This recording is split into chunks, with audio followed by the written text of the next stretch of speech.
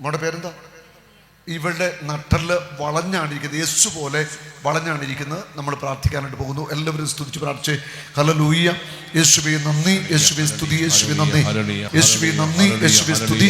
കർത്താവായ യേശുവേ, അങ്ങയുടെ പരിശുദ്ധ നാമത്തിൽ ഞങ്ങൾ ഒന്നിച്ചേർന്ന് പ്രാർത്ഥിക്കുന്നു. വളഞ്ഞിരിക്കുന്ന ഇവിടെ നട്ടല് നിവരട്ടെ.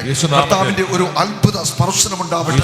യേശു ക്രിസ്തുവിന്റെ നാമത്തിൽ വളഞ്ഞ നട്ടല് നിവരുവാൻ യേശുവിന്റെ നാമത്തിൽ പ്രാർത്ഥിക്കുന്നു. കർത്താവെ ഒന്ന് സ്പർശിക്കണമേ.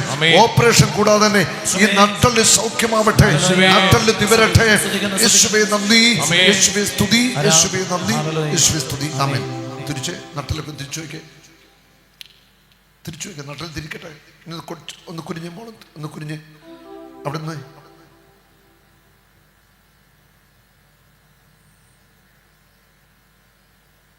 നട്ടലൊന്ന് പിടിച്ചു വയ്ക്കേ. എങ്ങനെയാന്ന് മോളിൽ നിന്ന് താഴെ നിന്ന് പിടിച്ചു വയ്ക്കുക. താഴോട്ട് ഇപ്പൊ എങ്ങനെ അവിടെ ഫീൽ ചെയ്യുന്ന പറഞ്ഞു.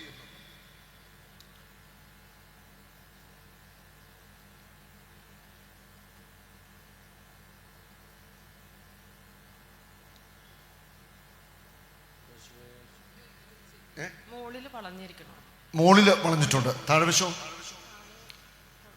താഴെ കുഴപ്പമില്ല. മുകളിൽ എവിടെ വളഞ്ഞിരിക്കുന്നു? ഈ ഭാഗം വളഞ്ഞിരിക്കുന്നു. ഈ സഹോദരി പറയുന്നത് താഴെ വശം നിവർന്നിട്ടുണ്ട്, മോൾവശം വളഞ്ഞിരിക്കുന്നു എന്നാ പറയുന്നത്. അമ്മയാണ് പറയുന്നത്. ഹല്ലേലൂയ. ശരിയാണോ പറഞ്ഞത്? ആണോ? ഒന്നുകൂടെ സ്തുതിക്കാം എല്ലാവർക്കും. യേശുവിന്റെ നാമത്തിൽ പ്രാർത്ഥിക്കുന്നു. വളഞ്ഞിരിക്കുന്ന ഈ നട്ടല് നിവരട്ടെ.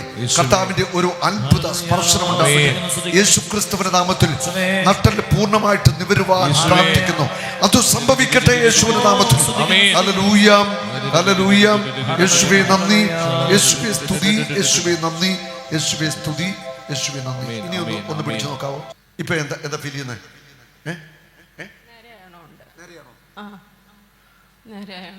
നേരെ ആയെന്നാണ് അമ്മ സാക്ഷ്യപ്പെടുത്തുന്നത്. ഹല്ലേലൂയ. മോളെ, കൊച്ചിനെന്താ ഫീൽ ചെയ്യുന്നത്? അവിടെ എന്താ ഫീലിംഗ് ഉണ്ടായത്?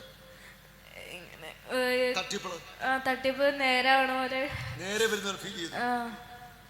കൈയടിച്ച് കർത്താവിനെ സ്തുതിക്കട്ടെ. അവന്റെ ശക്തിക്ക് ഒരു കുറവ് സംഭവിക്കത്തില്ല. കുറവ് സംഭവിച്ചിട്ടില്ല. അവന്റെ ശക്തിയില് ആ സൗഖ്യം. വളഞ്ഞിരിക്കുന്ന നട്ടലൊക്കെ നിവരും. ഇവിടെ അമ്മ വന്നപ്പോ പറഞ്ഞു യേശു പോലെ നട്ടൽ നിന്നാണ്. അല്ലേ? ഈശോയ്ക്ക് മഹത്വം.